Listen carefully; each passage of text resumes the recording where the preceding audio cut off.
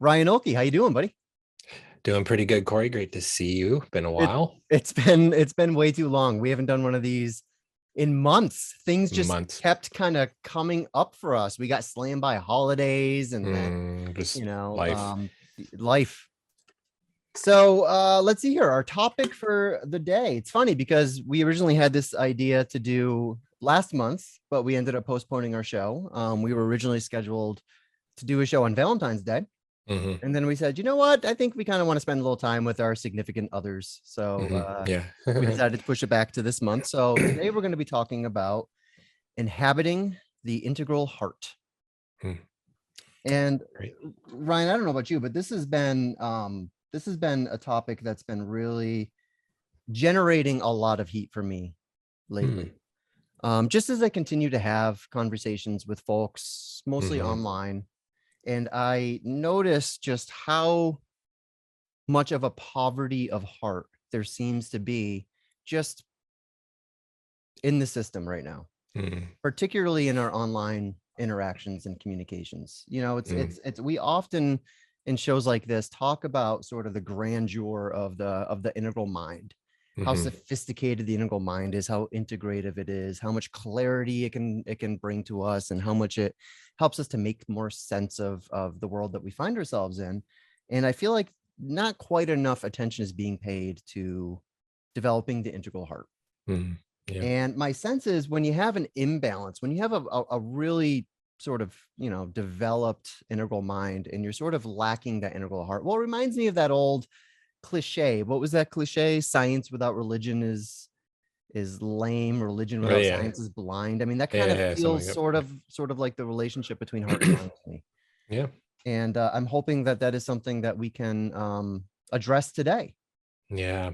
Yeah. I mean, we call a show Inhabit, and starting from one perspective, if well, physically, we literally have a heart, we literally have a brain, and we can have a felt sense of, do I feel this part of myself, even just in a physical awareness. And if we have a hard time sensing that, that's indicative of fragmentation from ourselves, let alone our contact with others in our environment.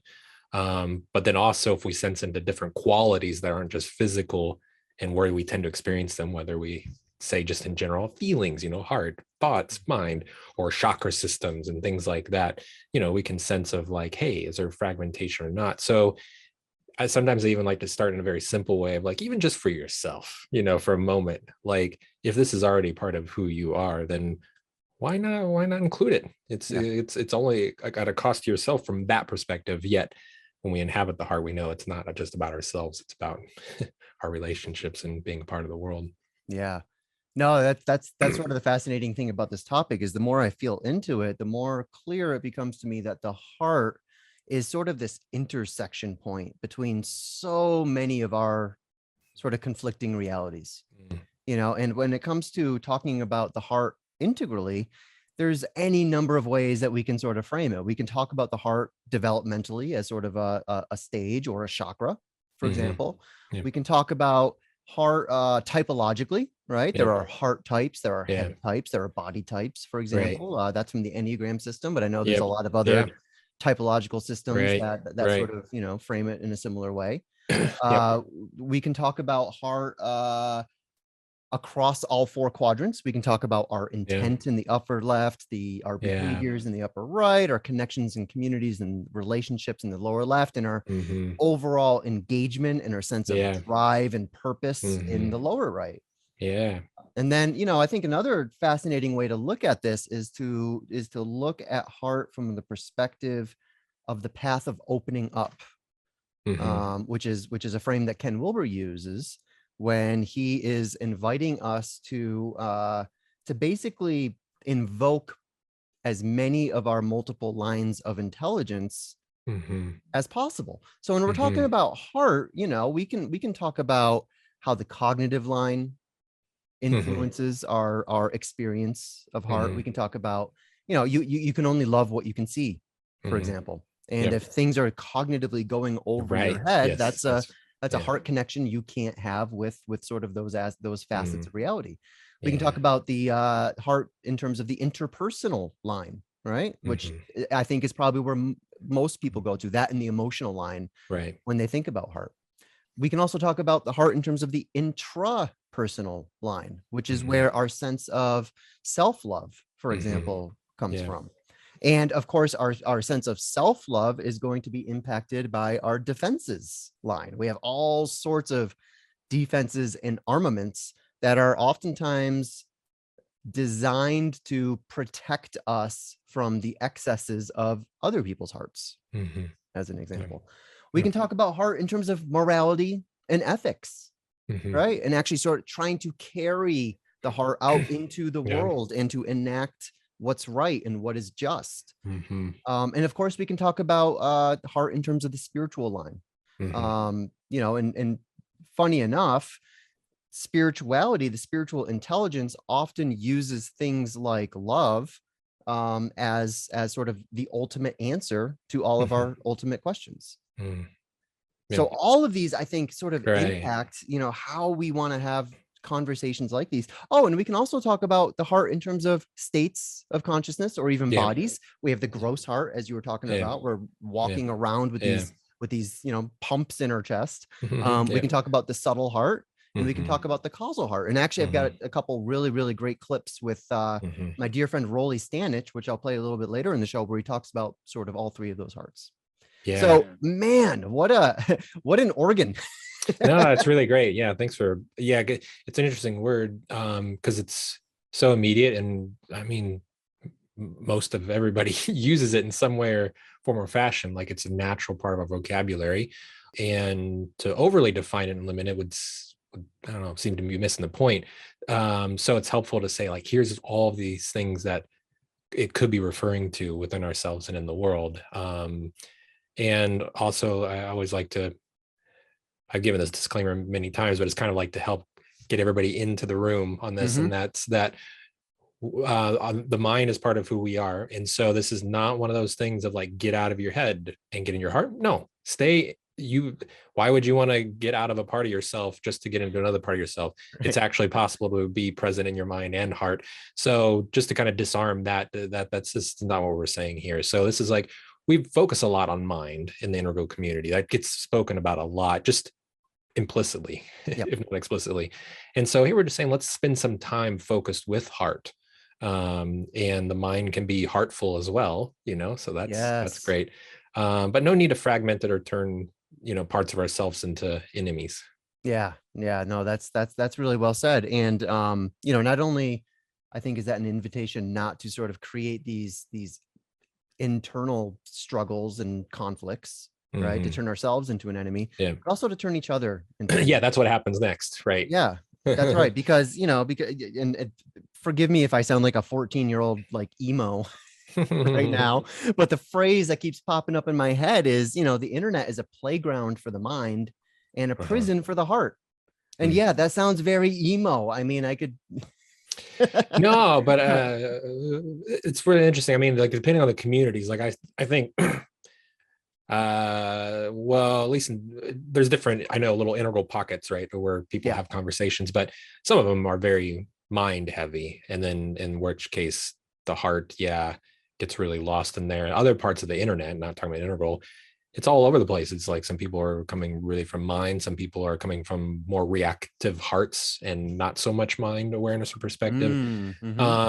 So for me, it always goes back to like more fullness of embodiment, you know, and everybody's really different. I think it's really important that some people are heart types, like we talked about, you know, so the typology matters because then it influences all the other stuff we mentioned. A heart type is going to be heartful, or looking towards the heart in all those different areas and dimensions of being and engaging, and mind types will be the other way, or body types will be the other way.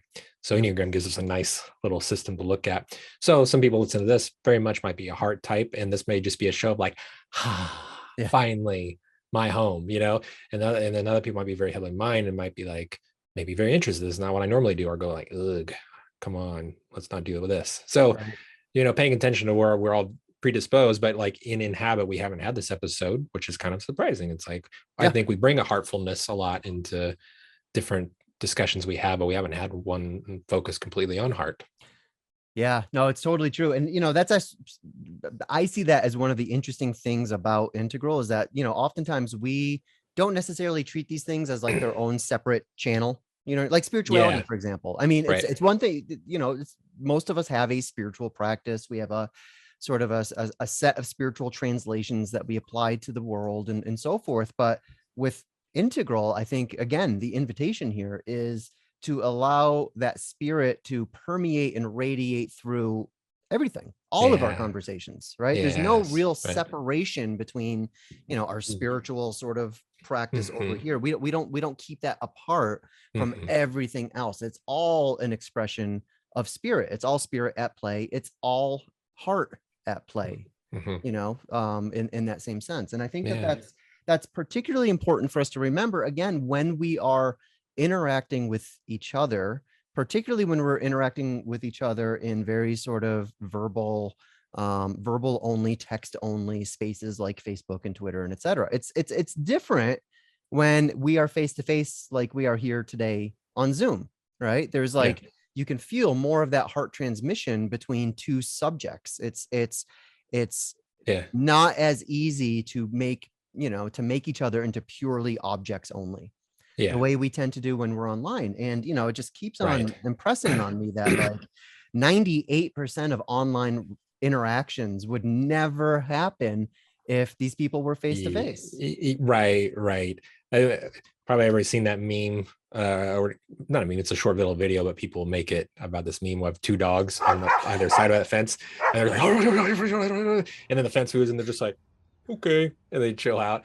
It's kind of like that, except worse in a certain way, because there's not even with that fence, there's not even the visual, so a lot of times there is something, we've talked a lot about this, about how Web 2 and everything along with it's created, there's not an opportunity to always have like, oh, here's who I am, you see me while you're reading this text or getting a feel for me. You just see words, text on a screen, and it's a hard thing to overcome, even with the best of intentions. So it requires almost extra effort versus like sitting right across from somebody. It's going to be easier to access the heart. We see somebody, we see in real time how their body and eyes and whole demeanor shift or impacted based off of what we're saying. And likewise, so it's understandable. But this is probably why we have to work with the heart even more, is because of how challenging being engaged online in the pandemic last 2 years.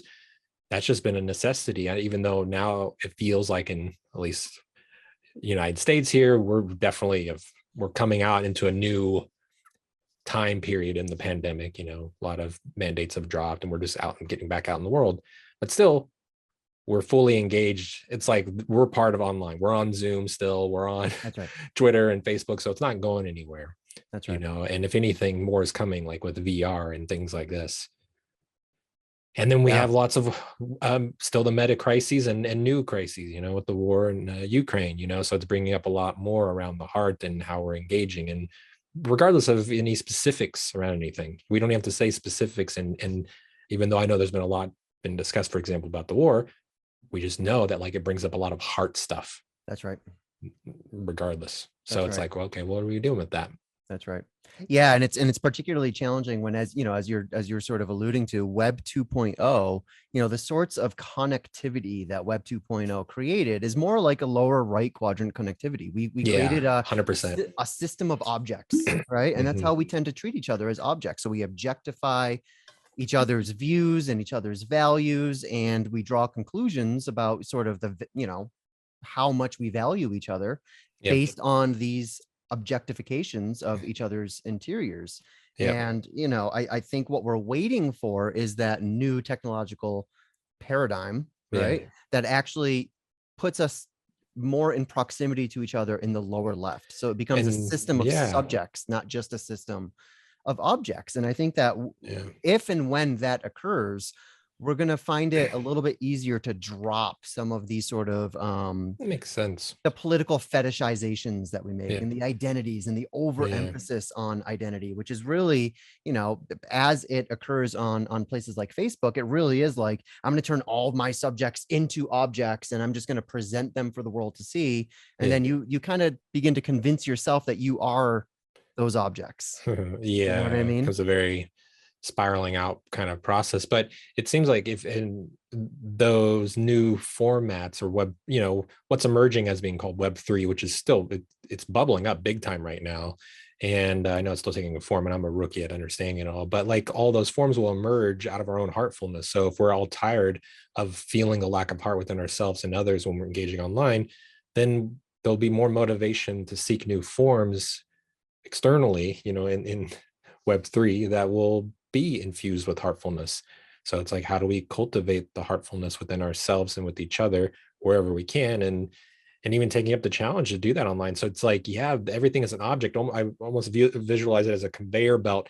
Like, here's a tweet from Corey, process this, put it over here, whatever. You know, it's Yeah. like, that's what it is. It's like an object coming through the stream.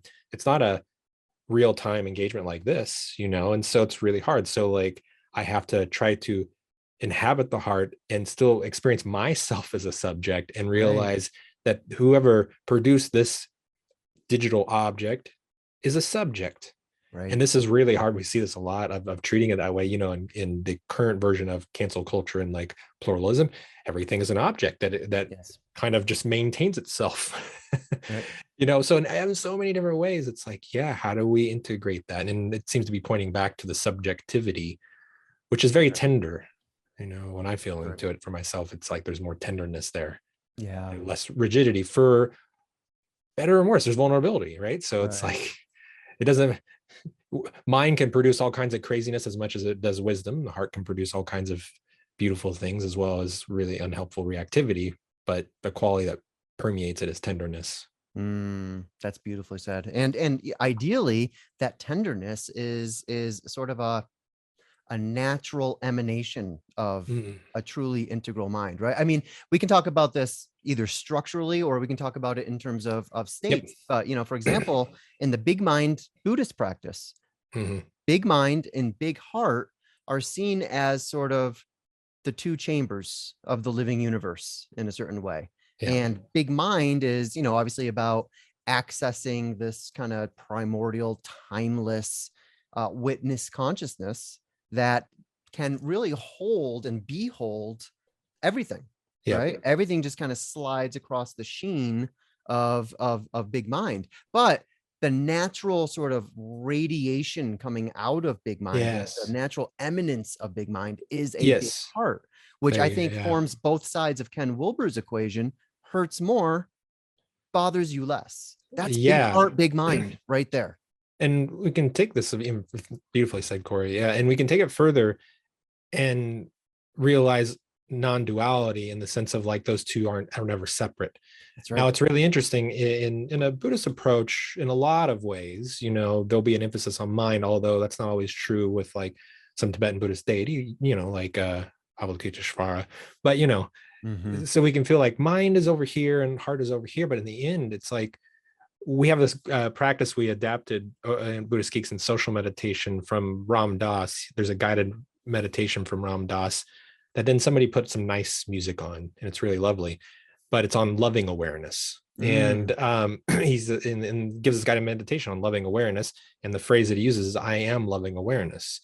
I love everything that I'm aware of." And it's really interesting because perhaps for mind types.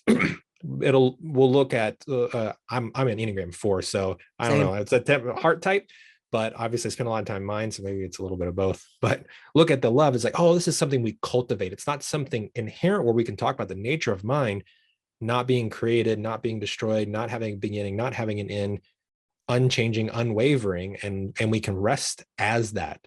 Yes. And then the proliferation of thoughts and mental activity occurs, okay, and we can work with that. But we can also distinguish that in heart, that there is a state of being or a quality of being that is heartful. Yes. And that's what I feel like we access, like the four measurables or Avalokiteshvara, is that like right now, through often like a meditative absorption. We can experience this deep love that is ever present. Then the difference is when we go out in the world, we're, our identity with that quality, our ability to translate that into our embodiment, that's where we talk about structure and like all the growing up and the healing and things like that. And I find both really, really important. I wouldn't want to sacrifice either one of those. It's just say like how relieving and how lovely that we can taste this kind of deep, pervasive, limitless love right now. And that's very nourishing. It can be encouraging for me. And then feeling really humble and knowing that like both the nature of mind and love, and if we just say loving awareness, we can access both those qualities right now. But the translation of it, even in the mind, even if you're mind type, translate that into like really wise and helpful mental engagement that takes form in the world, it takes a lot of work. Yeah. It's an ongoing process. That's beautiful. Yeah. And that invulnerable part of the heart, that aspect of the heart. I've heard that referred to, I've heard Ken refer to that as, I know this isn't Ken's poetry, but that's, I got it from him. The infinite drop of the heart. I've always loved that expression. I've always loved that expression. And he actually describes the infinite drop of the heart as being sort of that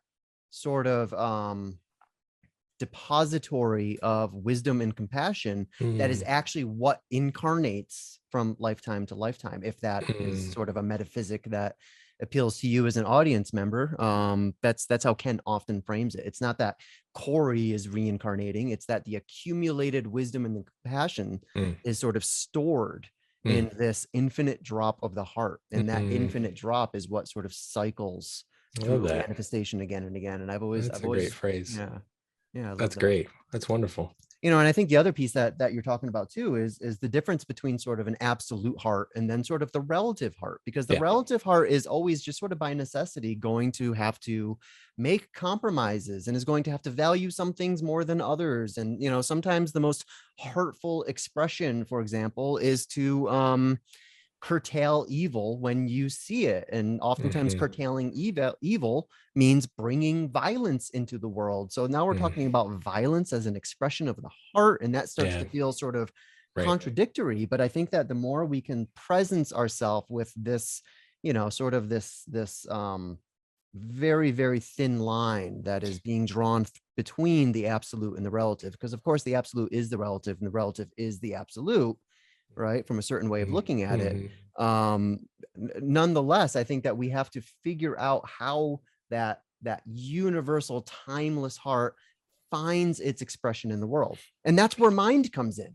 That's where mind becomes really, really important, because particularly at integral levels, my sense is that the integral mind differentiates, the integral heart integrates. Now, of course, there's aspects of heart that can differentiate and there's aspects of mind that can integrate. But to me, that's what bringing these two chambers together. That's sort of the potential that's unlocked by bringing these two into alignment with each other. And of course, we can get pathological in either direction. Ken, even in the 20 tenets listed in Sex Ecology Spirituality, talks about, evolution brings with it increased differentiation and increased integration, right? In other words, every stage has more differentiations than the previous stage, and therefore there's more to integrate when we're moving up to the next stage.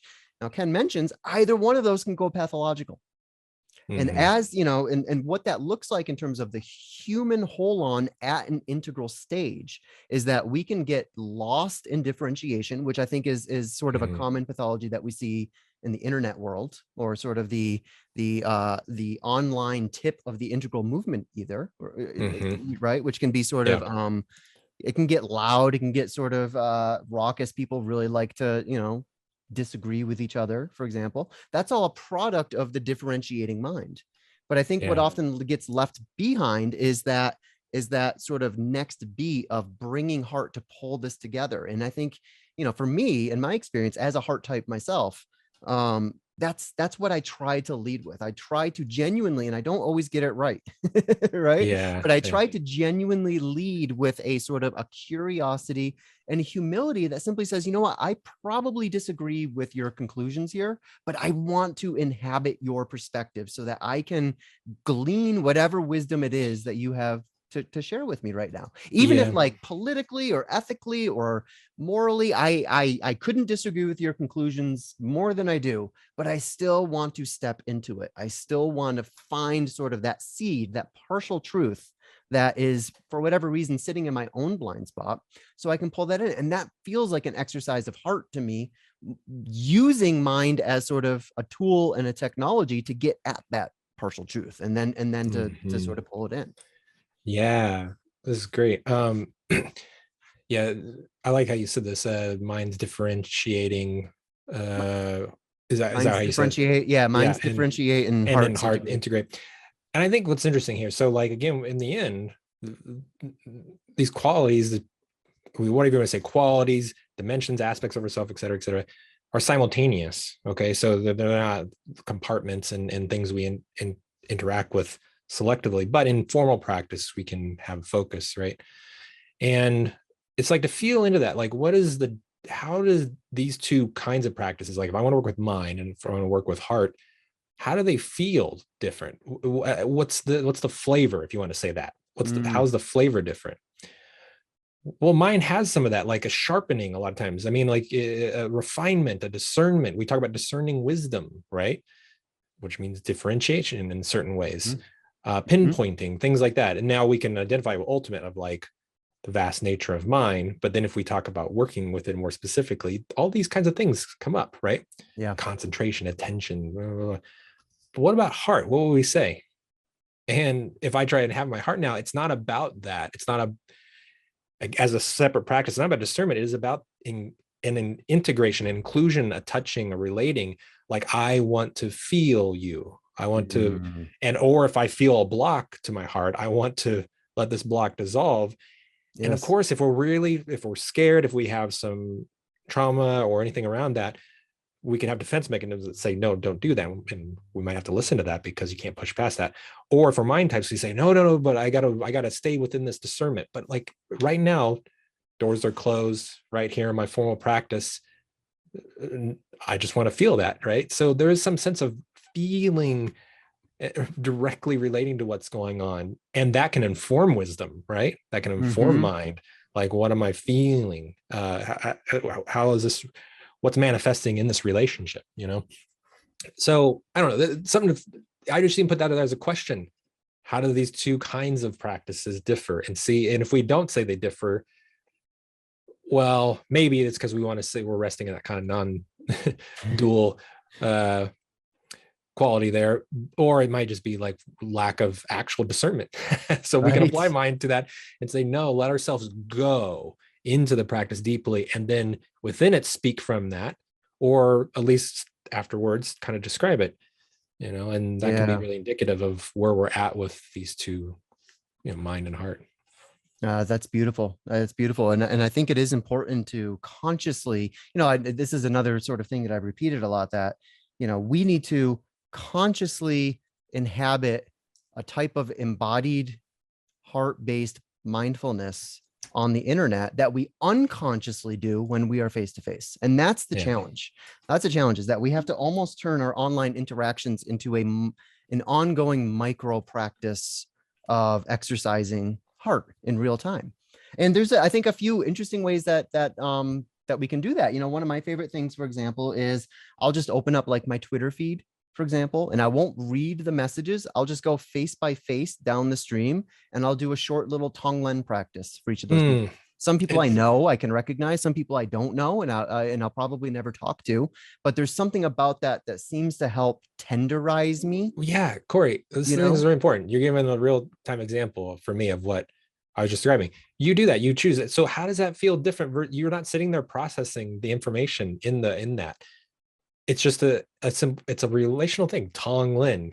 And if people aren't familiar with Tonglen, a genuine wishing that people are free of suffering, and even so far as to say that, like, I'm giving over all my goodness and all my happiness so that they can be happy, and I'm taking all their sufferings. Like there's a bandwidth there, but whether it's light or the full on, that's all it is. It's all, it's a relate. All there is relating and feeling and being in the heart. There's no discernment of like some Tonglen for you, not so much for you.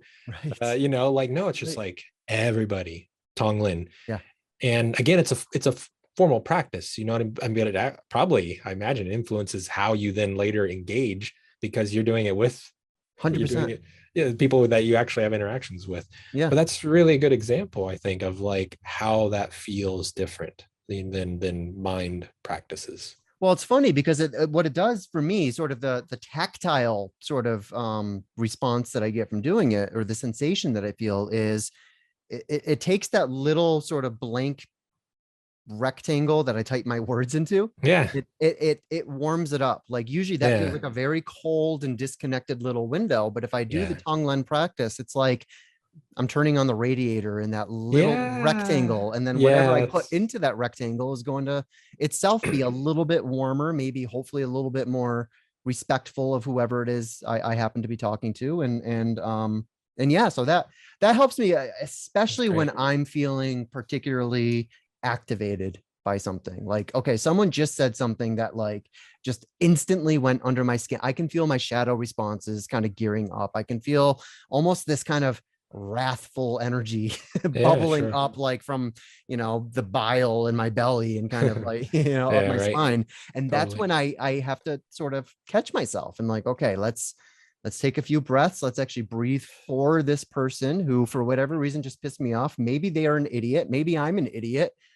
Who knows? And honestly, at the end of the day, who cares? Because we're all, in a very real sense, in this together. And our obligation is to do whatever we can to reduce suffering for one another, while also, you know, hopefully bringing more clarity, more sense making, more sort of sophisticated perspectives to bear. Now, all that is true too, but I think it's got to start from that place of warmth, right? That basic sort of human respect that, again, is so easy for us to offer to each other when we are face to face, but is becoming an increasingly scarce resource the more our society kind of transitions to living our lives online. That's lovely. Yeah. And I think it's really interesting to notice, like, how does that motivation come up, such like what you just said, that I want to take a moment to breathe because of, I want to show up whatever, better relationally, with more warmth, with more love. That's interesting. There's a moment where there is a pause, and like to even hunt for that pause, like what makes that pause arise such that then there's heartfulness cultivated. Yeah, I mean, part of it would be like checking in with our motivations, you know, of like, why am I interested in integral? Why am I trying to employ this? And like to slow down, even from the mind perspective, you know, of like, am I really interested?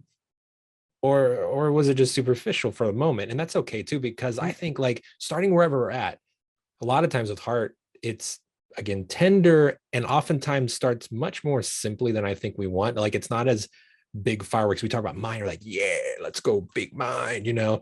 And heartfulness is often like very humbling. So it might be like recognizing, gosh, I've been going full on with this integral thing, and you know, talking a lot, and then when I really feel into it, I realize humbly I haven't really brought it down into my body, or like, or I lose myself and I'm not really being so thoughtful or kind, and that'll maybe sting a little bit, or be tender in a heavy way. And then that's okay, that's great, that's heartfulness too, to work with that.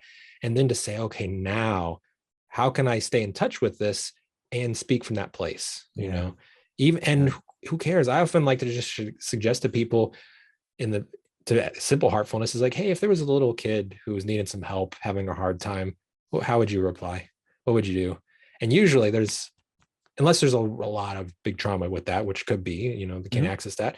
But if that's possible, then there's some heartfulness that arises. It's very simple, very direct. It's not so complicated, right?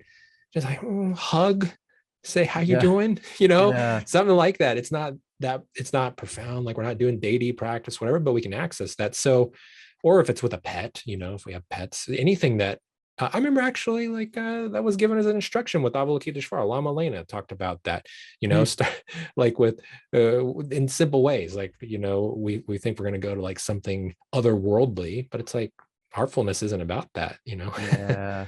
So anyways, No, I just want to be like encouraging of like all of us start wherever we're at day to day. So some days maybe it's harder and it's just like all we can access is a simple, tiny flavor of heartfulness. And other days we feel really lit up with love and like, oh yeah, let it rip.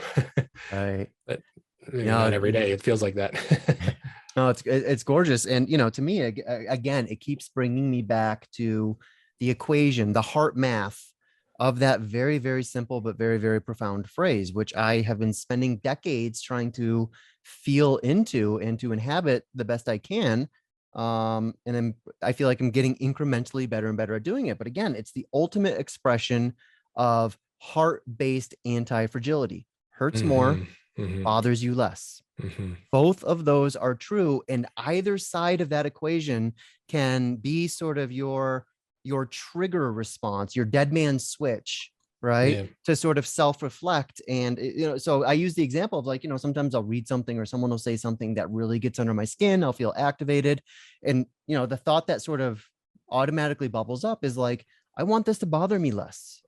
I want this to bother me less. And I'm like, oh, hey, I have a whole heuristic of the heart for that, right? It hurts more, bothers you less. So if I can tune into that, then the amazing thing is it really does allow you to feel both chambers, right? Yeah, The totally. sensitivity comes online. The sensitivity can often feel like, when you let yourself be in a dark room for 10 minutes or so, and then suddenly you turn on the lights and everything is just, you're so much more sensitive, right? Yeah. That to me is sort of a consequence of seeking refuge in the heart. It does sensitize. So that thing that was upsetting you earlier, it might upset you even more because of this anti-fragility that you're developing. And that's sort of the it feels like a contradiction, but the experience of it is anything but, because you're able to follow that trail of pain or anguish or whatever it is. You're able to follow it to its source, but you're able to hold it the entire time because it's all taking place within this empty, seamless kind of witness consciousness. Yeah. Right, there's a detachment, but there's also an immersion, and both are simultaneously it's really good. True. Yeah, in the realization process we talk, Judith talks a lot about that attuning to fundamental consciousness. Here we can say mind or consciousness or love or whatever we want to say. We have deeper contact with ourselves, but also with other folks. And so here what comes up is like, we can say, am I trying to feel bothered less by creating constrictions within my being, which that's not what we're talking about, because that requires ongoing energy that is exhausting. We're also not talking about losing our sense of being and sense of self, like, oh, I'll just let everything in and have no sense of boundaries. So like, you were describing just that of like, it's a different attunement to where we're not worried about like shutting down or being run over or anything like that, etc. But there is this openness in natural inclusivity, like natural on the foundations of reality, that's naturally included and pervading all of us. Yeah, no, it occurs to me, as we were saying earlier, that mind differentiates and heart integrates. I think the flip side of that is a mind that is not aligned with heart can produce sort of naive wisdom, right? And then a heart that is unaligned with mind can produce idiot. Both those is true. And now you said that, it makes me think that, mind can easily throw up blocks, based off of that. Heart can unconsciously merge, which is usually a lot of heart types or spiritual sensitive types can do that. I've experienced that, so then we're not talking about the two things you mentioned or what we're talking about here, but these are all, but here, when we're working with our own experience, we're going to face all of these things. So like all of us are going to have obstacles and challenges. So that's heartful, just to recognize that and be like, okay.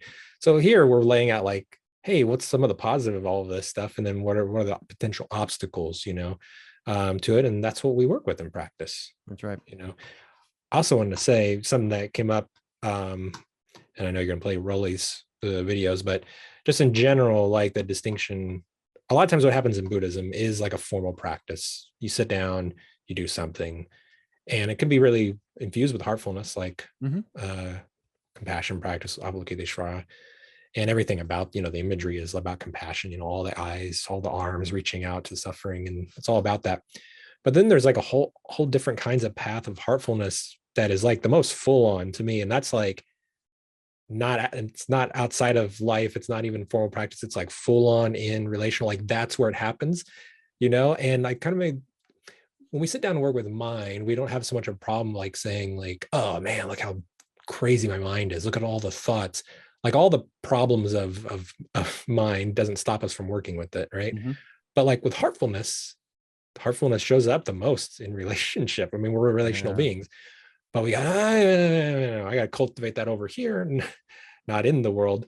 And I just recognize and respect a lot for those people who take that path where like they cultivate heartfulness in the world. And it doesn't mean that right where they are, they're like experiencing all the most beautiful heartfulness that could be, but that's where they go and do it. And so like you see like in contemplative Christianity or the stories of Christ, like it's much more in it, not first let me prepare and then later, and other towering figures who are people of service, So there's even something to look at, like in all the ways in which we work for heartfulness. A lot of times in modern society, like there's a lot of wisdom by default, like being trauma informed of like having very safe space to first do that, like protected safe room for therapy, for formal practice, because trying to do something outside of it is too difficult, and we respect that. But I also know that like, hey, I haven't walked a path that I've seen of these tremendous towering figures, as towering as like the Buddha in Buddhism, of like, but so much just in the muck heartfulness. I know there's stories of the Buddha doing all these things, but come on. The emphasis is just different. That's the different flavors. That's right. That's right. The wisdom traditions. We often talk about the difference, for example, between a Christian sense of love and a Buddhist sense of compassion. They're similar in certain important ways, and they're also very distinct from each other in very important ways. Very distinct. If you just look at the imagery and you you'll get that, even traditional imagery, you just look at it and it's like, both amazing, but like they just feel different. Yeah. Well, the one thing, as you're talking, the sort of thought that bubbled up for me is that it is so much easier for us to be brave with our minds.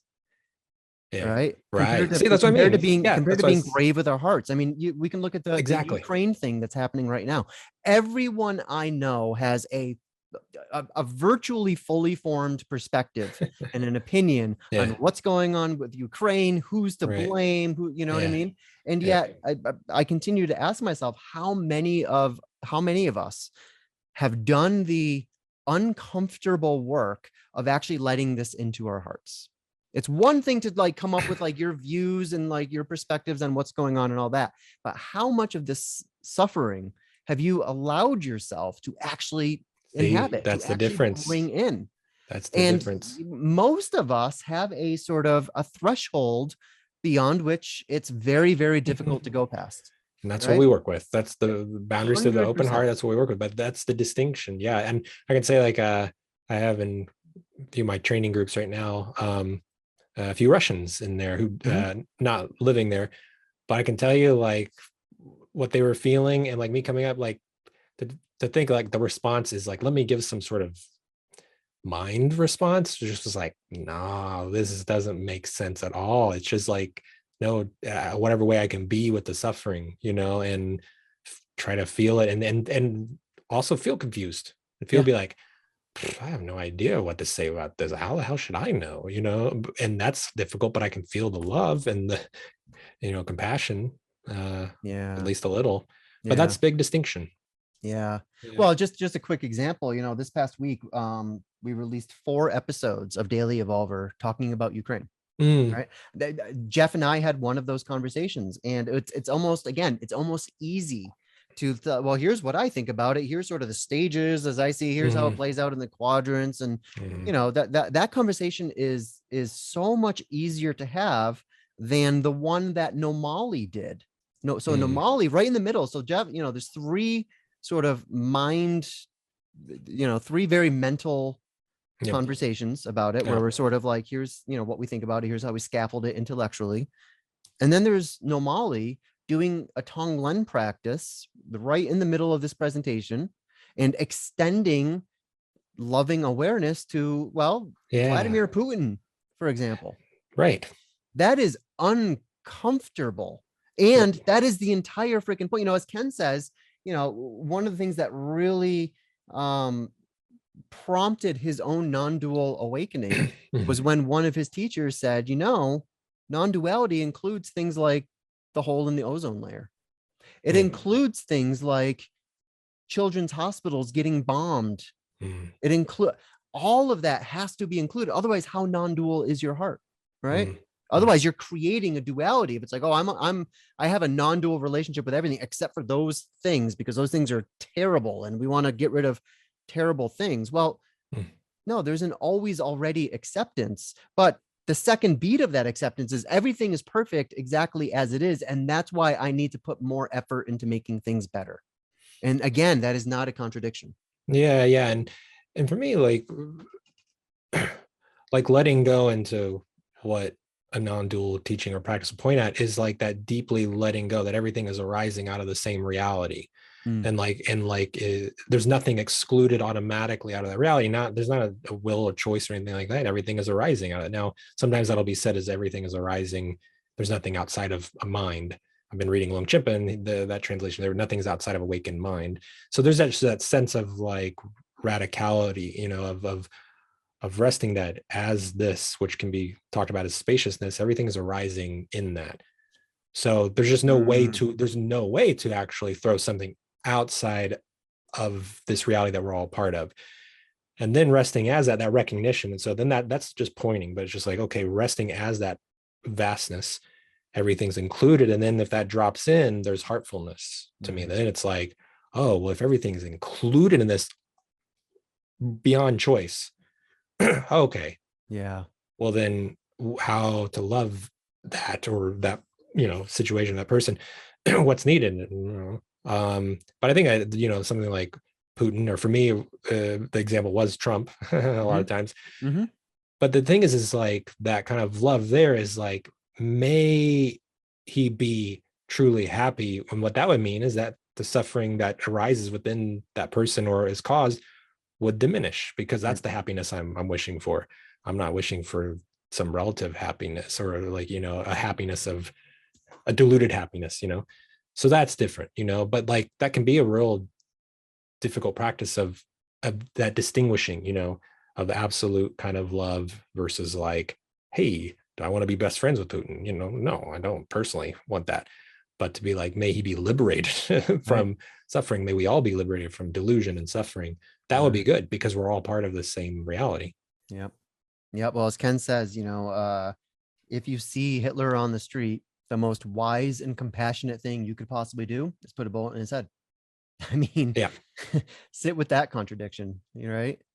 I mean, it's this timeless sort of battle between good and evil that continues to take place in our own hearts, and in fact, in our non-dual hearts. And sometimes the ultimate expression of love, that can look violent sometimes. Yeah, for sure. And then this is where you get into really difficult choices, and that's when you start invoking a lot of other things like growing up and cleaning up, because those two for sure impact greatly like what kind of decisions we make individually and collectively. I just want to say, like, you know, I see a comment here, and that was probably made before I said what I was going to say, but this is a very important distinction. What I said there is like, if everything is included in awareness automatically beyond choice, and everything is included in reality automatically beyond choice, and we are made of that reality, and I'm just saying things, but we can experience this directly, then there is zero harm in wishing for somebody to be liberated of their suffering, again, because that would mean there would be a significant change in behavior.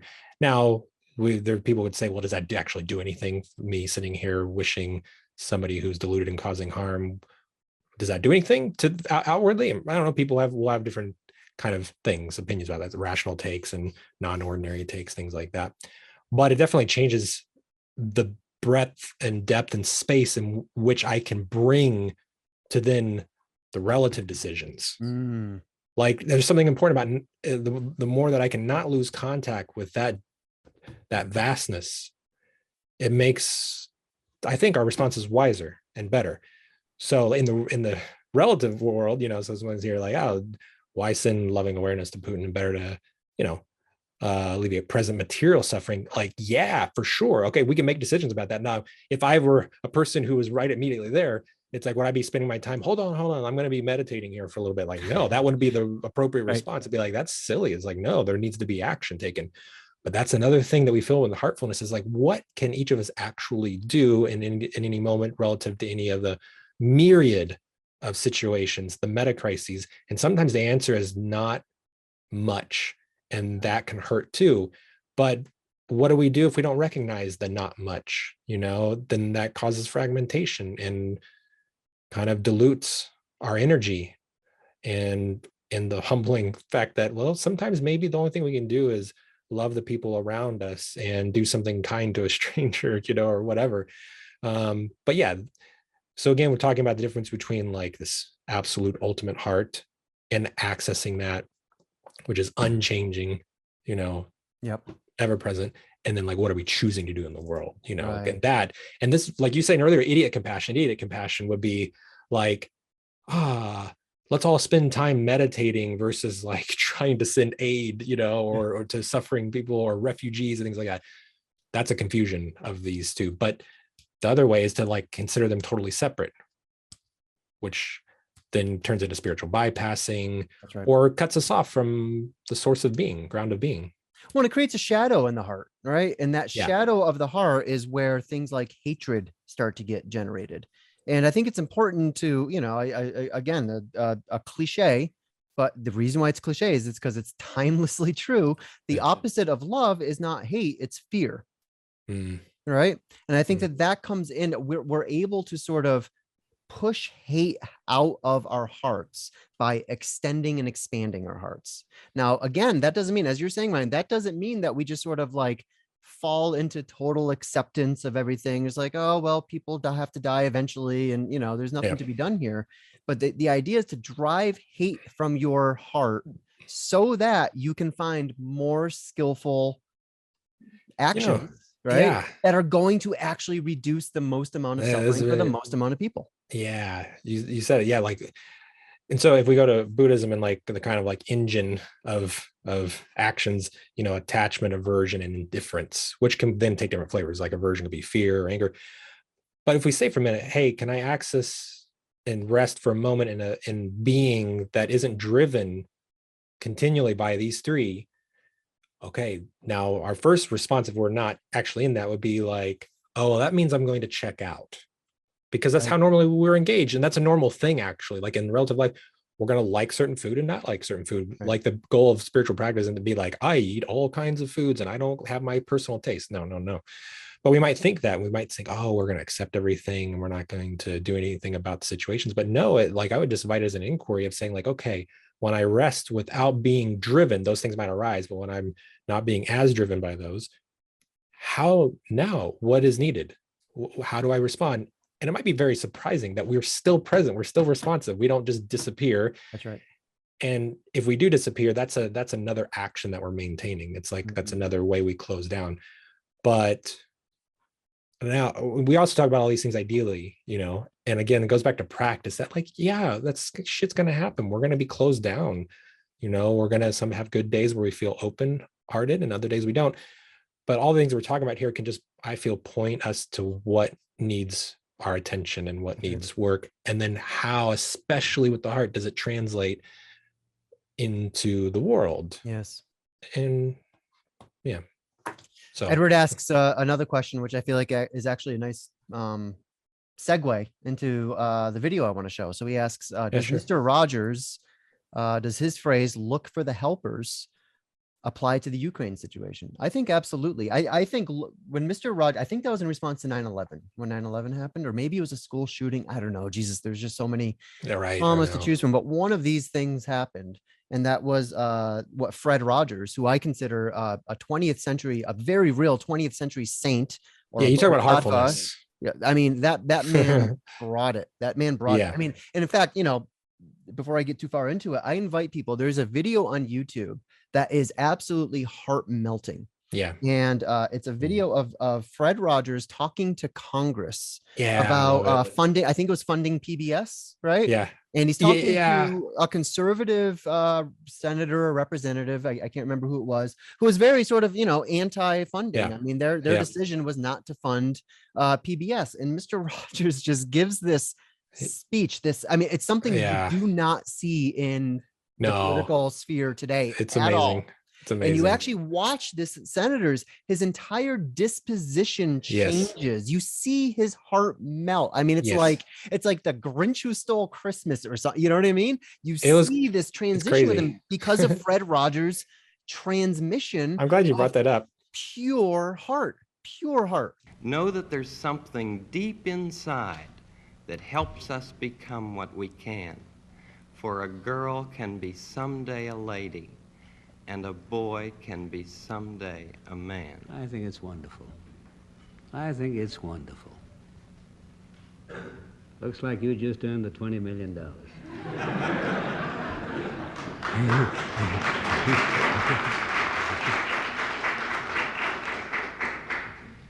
It's so amazing. Yeah. I'm glad that got brought up because I'd say 100% go just watch Mr. Rogers videos. Watch that. That's in the world, right? Happening at Congress.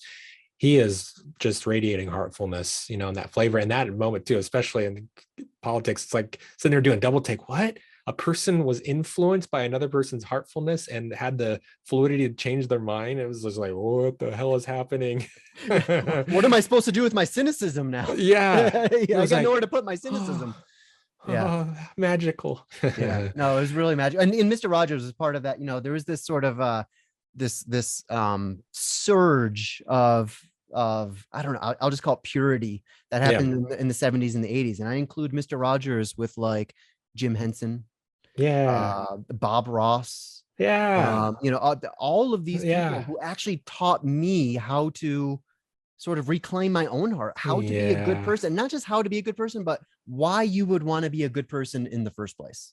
And I think totally, like all those people you mentioned, and again, it can be deceptive because it can look so simple, especially because a lot of it dealt with kids, right? Yeah. And so again, we can be like, oh, it is simple. No, we need to look for something bigger. It's like, no, we don't. Like that love is big, know, and I'll take it any day of the week. That's good practice. Just watching some Mr. Rogers. and the reason why I frame this as a good segue is because now I'm going to play a video from a conversation I had, a short clip from a conversation I had with he's been one of my closest friends for decades, Rollie Stanich. Super heartful guy. And for those who don't know him, Rollie Stanich wrote a book that speaks directly to what we're talking about, Integral Christianity, The Way of Embodied Love.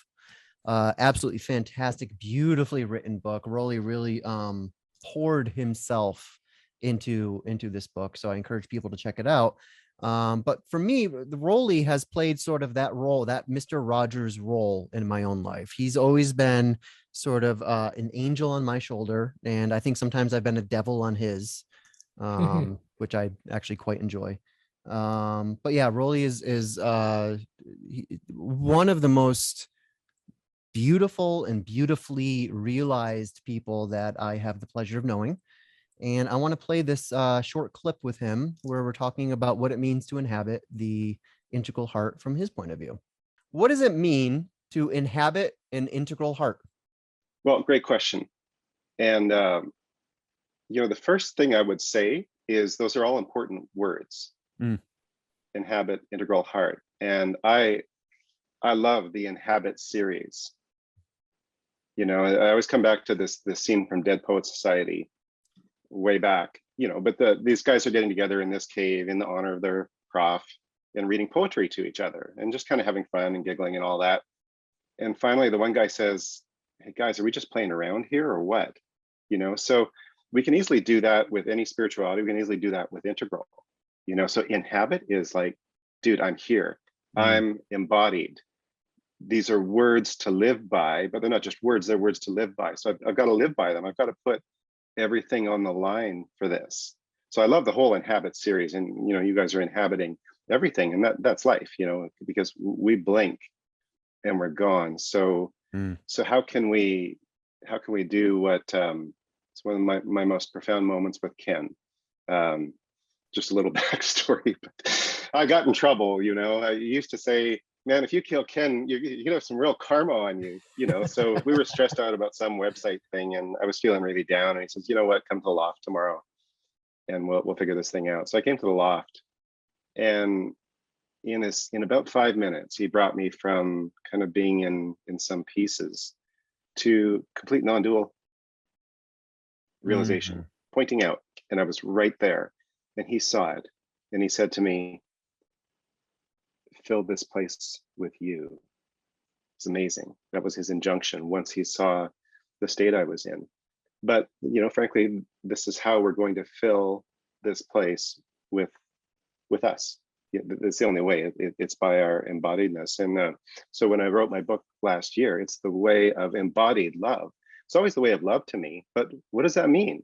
If you're just kind of sitting thinking about it, it doesn't mean anything unless you can touch, unless you can feel, unless you can understand, unless you can relate. So I love the idea of inhabiting, and inhabiting the heart. That's what I want to be all about. And I see all the ways I fall short. My chapter 7 is kind of a self-diagnosis. It's like here's what not to do. But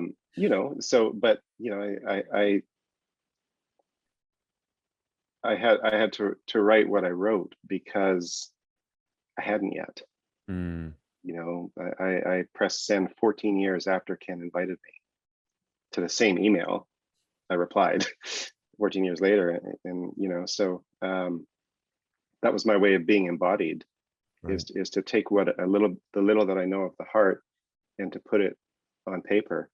So the heart is hugely important to me, and we'll definitely get into that. But integral, integral can make everything shine. It can give us this amazing scope and range on what that heart is.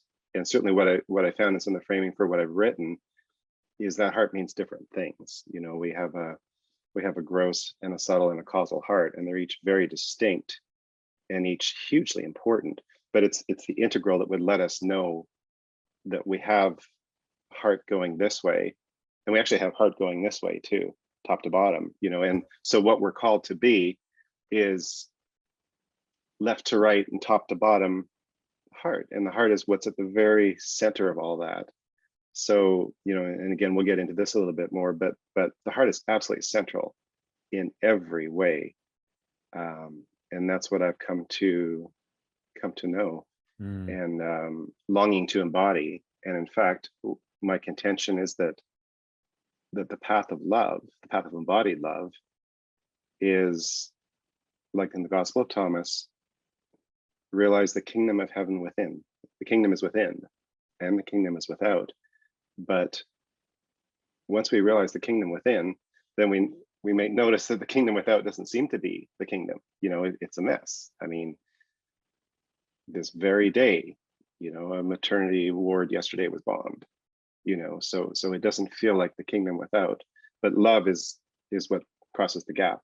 And in some ways we're called to fashion this world without in the beautiful image of the kingdom that we realize within. So this is the kingdom within, and this is the new earth without. And where we see the gap, that's where love comes in to bridge the gap. And the only way you can bridge that gap is with embodiment. And so in those beautiful German films, Far Away So Close and Wings of Desire, it's what the angels long for, is this embodiedness that we have. So in a sense, not even God can do what we can do, or maybe better, God can do what needs done in this place only through us. And this place is the majestic meeting of heaven and earth. It's not at the end of my life, which is how I was raised. That's when heaven is, at the end of my life. It's sometime out in the future. And it's not some other place either. Heaven and earth meet right here. That's Abraham Joshua Heschel, amazing rabbi. Heaven and earth meet precisely in the human heart, precisely there. And they're like the chords, the knot that's in a curtain. That's what the human heart is. And so, this is the place where we become heaven, but we embody that on earth.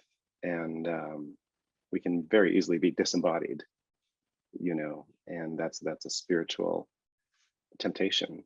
And then avoid this place because it can be unpleasant. It's a hard place.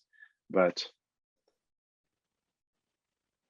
when I really thought about it, my hero, Christ, the man Jesus, who recognized his Christhood, he leapt straight in to this place, and just, he didn't plan, let's have a retreat next year, going to block out 6 weeks, blah, blah, blah. No, he just went into a town. He was Kairos.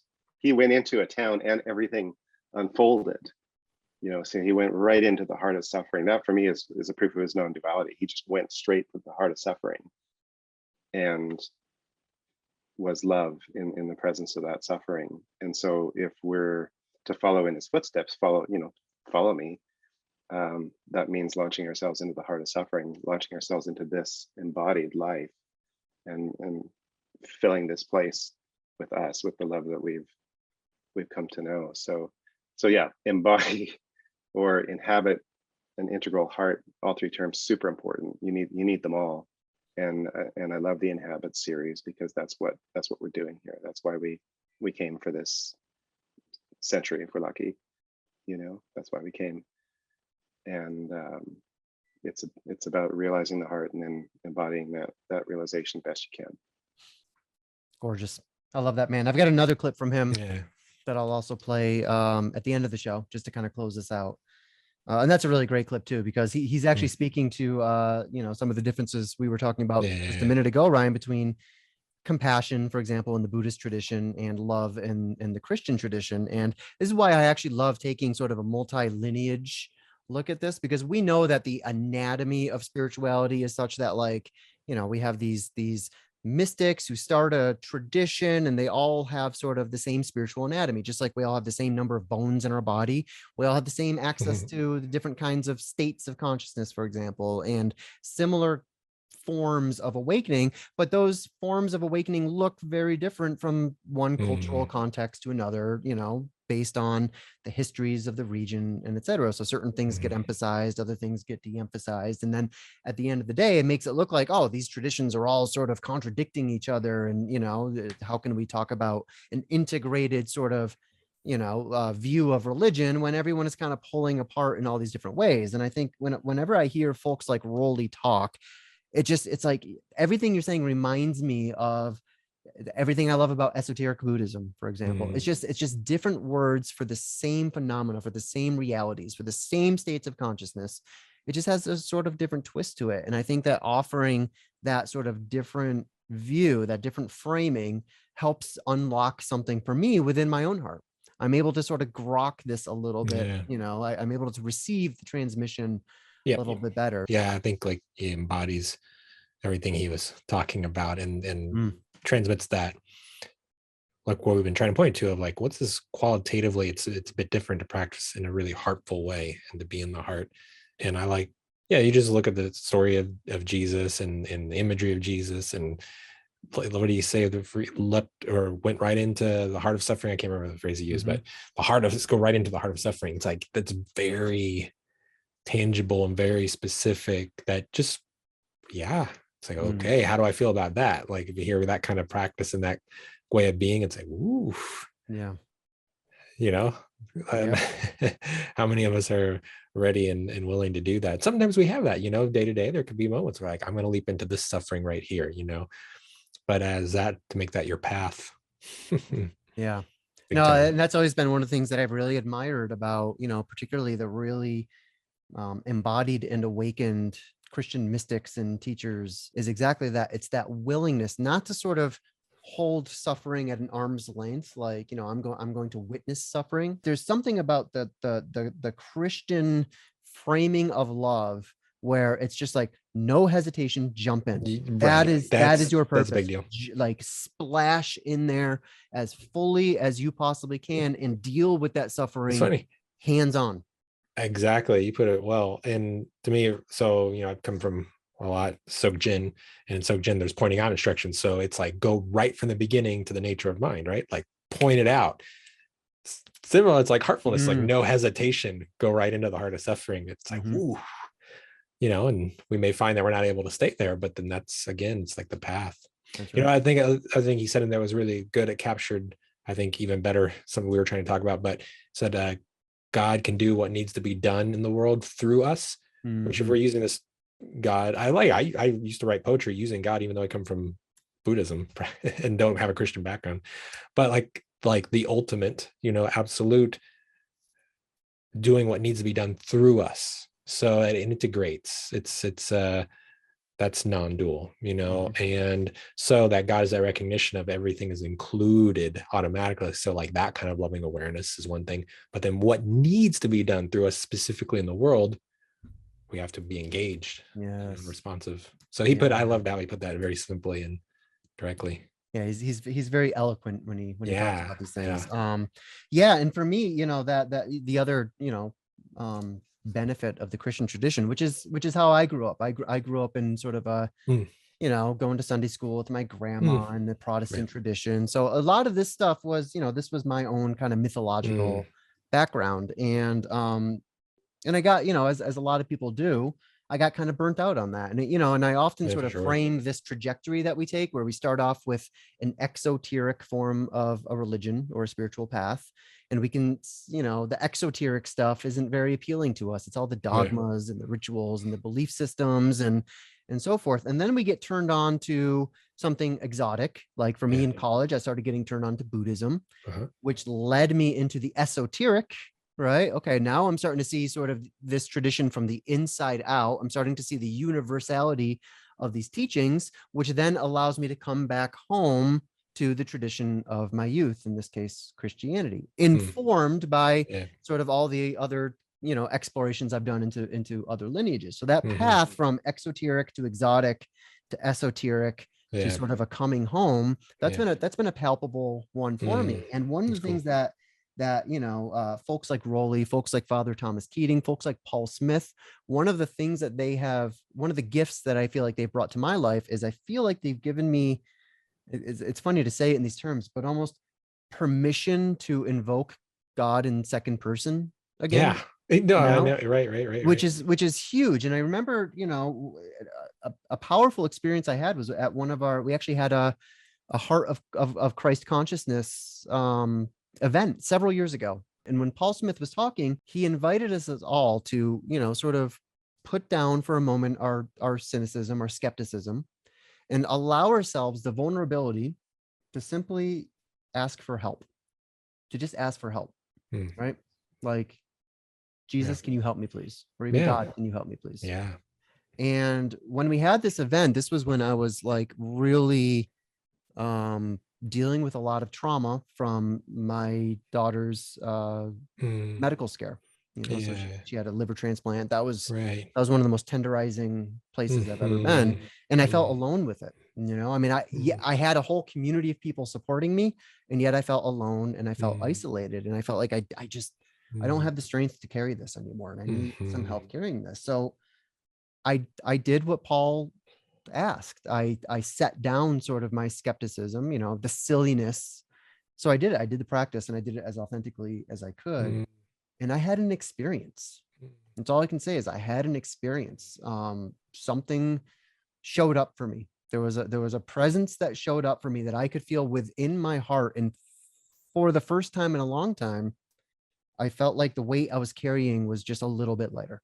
Even if just for that moment, but that moment was a blessing. And I feel like that experience, which may have been a state experience, whatever happens to me, Jan says the Holy Spirit, that's you know, certainly the interpretation that Paul Smith gave, that Ken Wilber himself gives.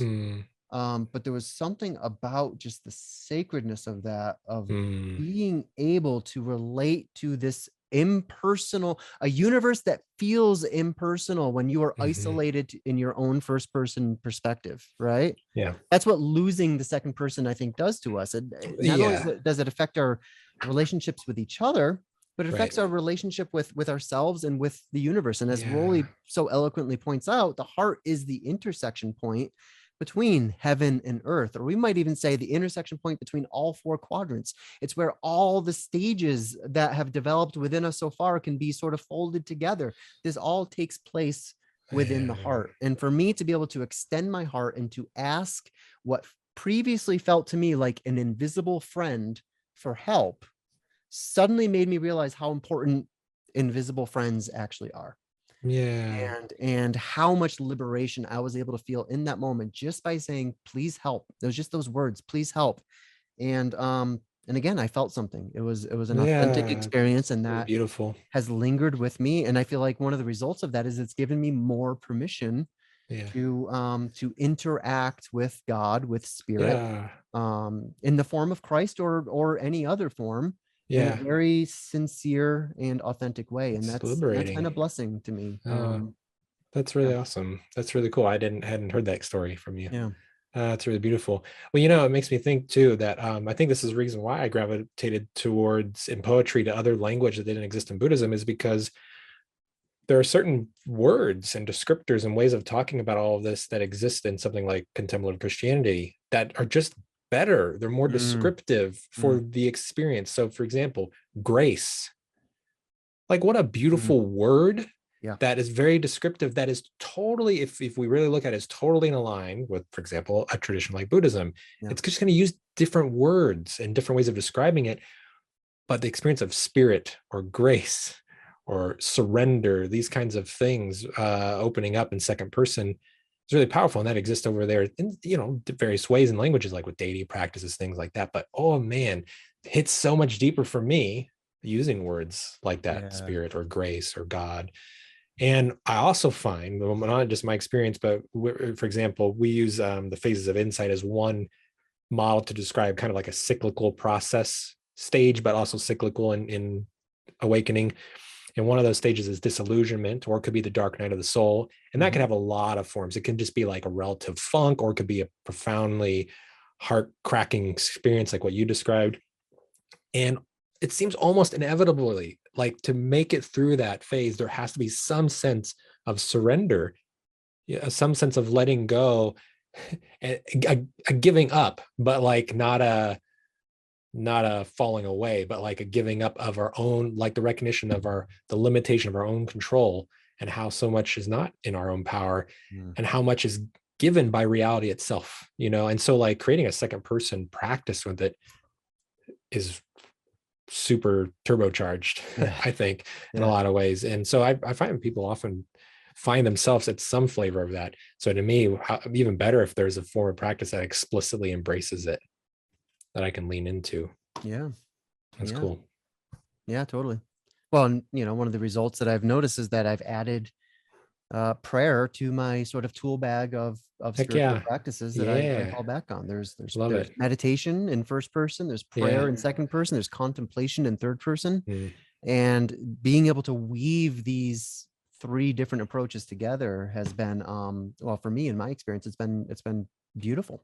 That's wonderful. Sometimes agonizing, right? Because when you're weaving them together, you if your heart is broken, well, you know, it might bother you less, but it hurts a whole lot more. And you're more present to that. I mean, I'm feeling enormous heartbreak these days, just trying to stay present with what's happening in the world and what's happening in Ukraine and elsewhere. I mean, there's no shortage of human suffering, and it will break your heart into a million pieces if you let it. And by the way, you should let it. You should let it break your heart, because it's breaking you open to a whole. That's what wants to happen. Yeah. You know, like that's not the like shutting, if that in a very simple way, for example, Judith Blackstone will talk about, like with crying, like if we stop ourselves from crying, like crying wants to happen, but we engage muscles actually in the eyes, you know, to stop from crying. So the crying wants to happen, the sadness wants to happen, or the heartbreak wants to happen, but we find a way to say, nope. Bill Burr has a great bit over there where he talked about how to even give away his dog of many years, a pit bull that just was overly problematic. They're going to have a baby. And his wife processed it over time leading up to the day they were giving the dog away. And she was crying, and he was crying in the bathroom, and he was just getting angry. She's like, why is she processing that in a normal way? Why does she just push it all down like I do? You know? And then he says eventually, like, he had a moment after the dog left where he just bawled for like a second, then he's like, put the lid on it. Yep. You know? And so it was a really funny way of saying like, we have to stop the heartbreak. So if it's a heartbreak that wants to arise, it's happening, then like, how can we let that be? Again, very different there are some people who are super heart oriented. And so sometimes there's just it's a unconscious reactivity thing to engage in crying or to feel like a mess. And that what's needed there is embodied groundedness or the spaciousness of awareness. But, you know, if we're experiencing shutting it down, then that's like, yeah, let it break your heart, because it's already done that. Yep. Yeah, exactly. It's already done that. That's right. Yeah. And if you don't find some channel for this, it's going to result in an eruption one way or the other. And chances are that eruption is not going to be pleasant for you or anyone in your in your radioactive zone.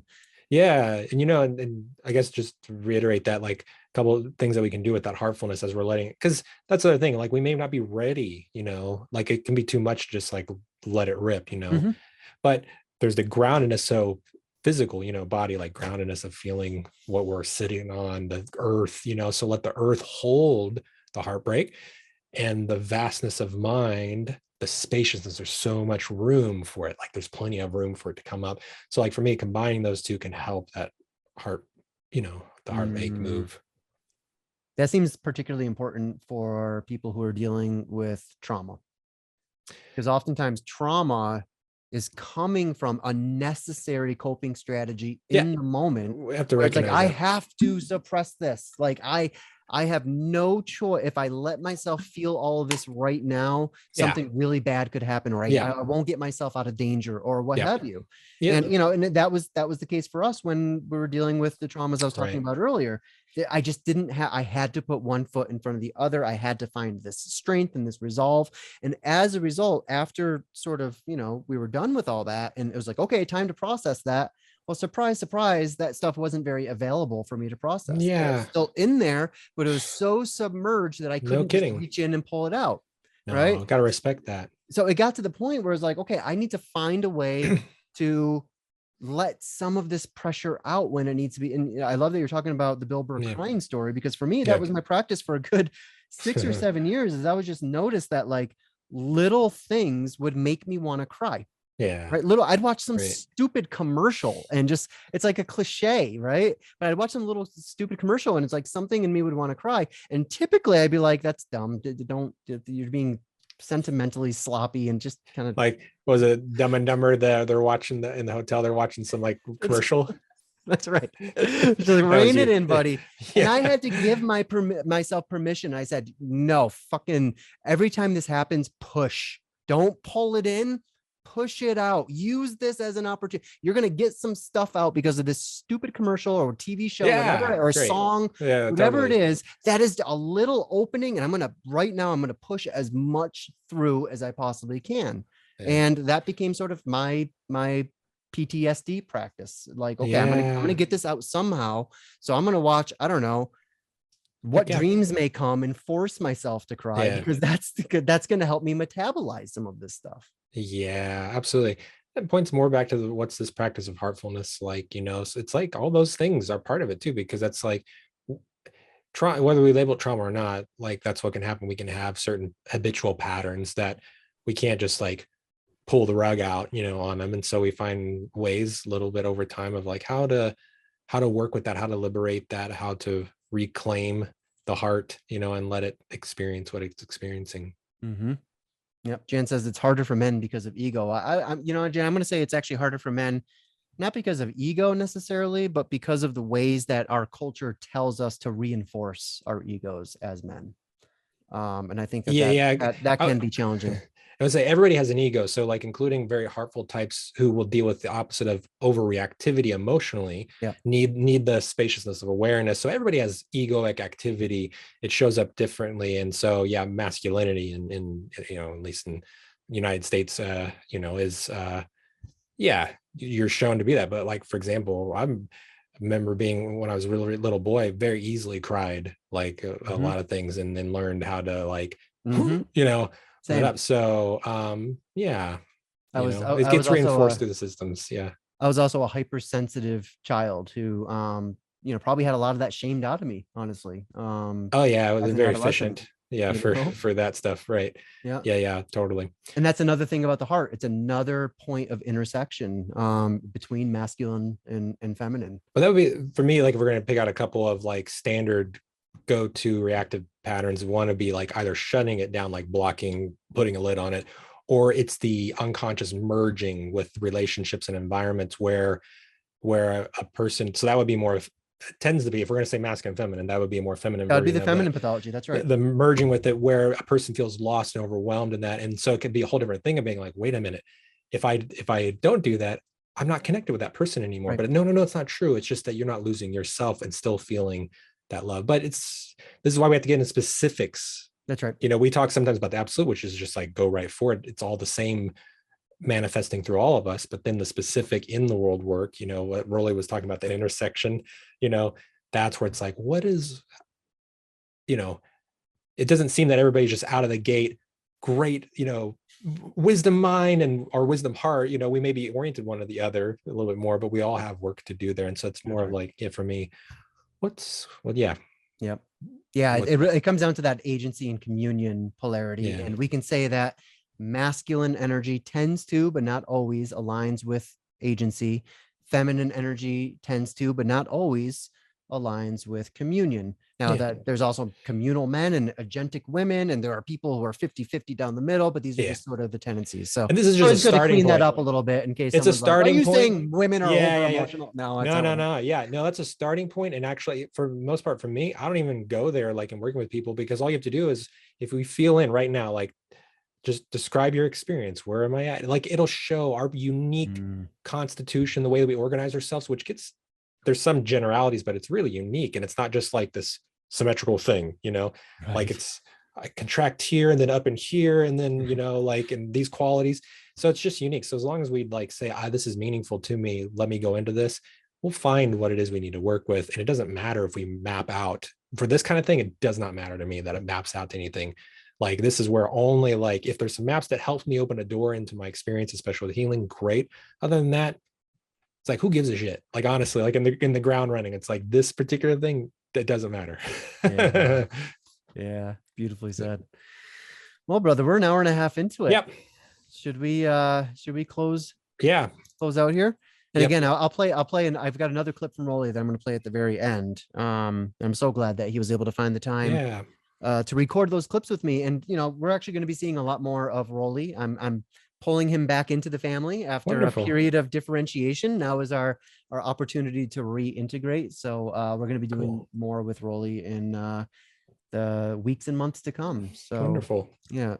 Ryan, in the meantime, dude, it's so awesome to reconnect with you, to sit in this integral heart with you. Likewise, again, because it's been several months, and I love what we do together.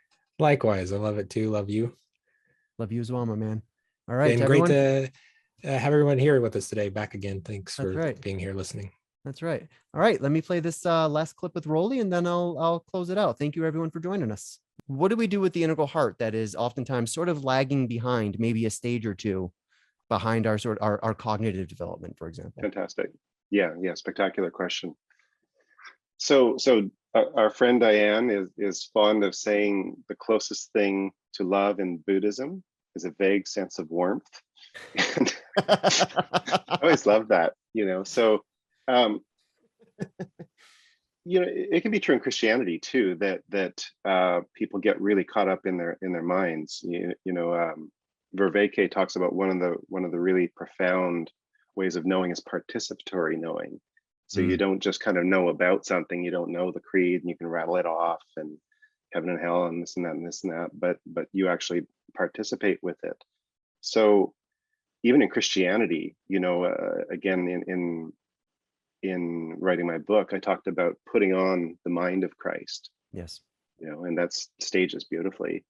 And then, to inhabit the sacred heart in states. So our growth through states and stages is putting on the mind of Christ and also putting on the heart of Christ, and being daring and audacious, but knowing that's the invitation, and we all have this fleshy heart, this gross heart that beats here so beautifully.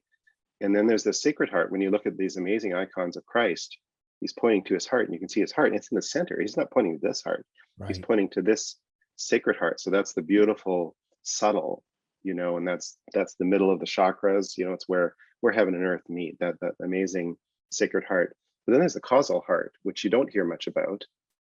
But if it's causal, there's one. It's we all share this causal heart for certain, and that's something that I've now known and lived. That the moment that heart comes into mind, that's the causal heart, and we all participate in it. So even in Christianity, there's heart and mind. But I've sat with you guys many times, and in the various sanghas connected with Integral, and there's this beautiful east and west, mind and heart. Yeah. So big mind, there's always this beautiful reflection that could be big heart.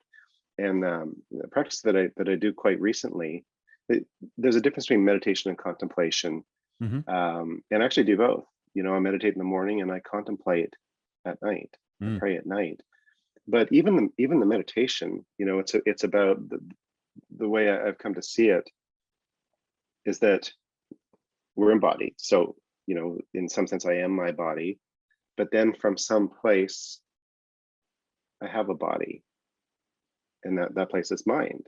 So the mind has a body, but then back up again, and something like the soul or consciousness has a mind and a body. Back up one more time, awareness. Awareness has localized consciousness, a soul that has a mind and has a body. And that's so spectacularly empowering, because then awareness in a locus of consciousness, in an aperture of consciousness that is Rollie or that is Corey, can use this spacious mind and this empowered body to bring love into the world in a way that I never could if I was trapped in my mind and knew I had a body but wasn't quite sure what to do with it, or if I was just kind of unaware of everything and just totally in my body in the worst way. To be in my body in the best way is to be awareness that comes through the aperture of Rollie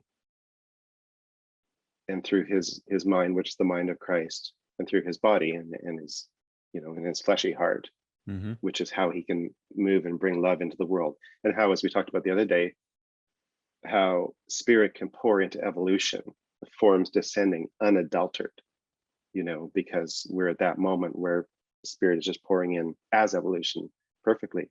So even in meditation, it's not just awareness, it's loving awareness. You first come into awareness, but the first thing I do with my awareness is be aware of it as loving awareness, as both, not just awareness, but loving awareness. And that's the beautiful sparkle of that awareness. There's that vague sense of warmth. There's exactly. Yeah. And what's really cool, you could bring it up if you like, but this amazing icon from Alex Gray, the Cosmic Christ, it's astounding. It's astounding. And every time I look at it, I get more out of it. But it's the typical Christ, who's pointing at his heart. So he's got his hands held up like this. So it's the Trinity and the human and divine nature of Christ. That's Jesus Christ, but that's all Christ, also Christ embodied as Corey, or Christ embodied as Rollie, our human and divine nature, and the Trinity. And the other hand is pointing to his heart. And the heart is the world, being birthed, from the throat chakra, from the Virgin Mary, but the heart is the world. And on the meridians of the heart are humans crucified, because that's the world we're in. Again, you're seeing it in Ukraine, humans crucified. And what's also important, so you see the upper chakras, right? You see the crown goes into everything, and you see this amazing third eye in the throat, which is Virgin Mary, which gives birth to the world, which is Christ, which is the heart. but then the lower chakras, the hara, the gate, and the root and the second chakra, those are where the fire leaps from, that then make this an entirely fiery icon. So the icon is all these panels, these perspectives on human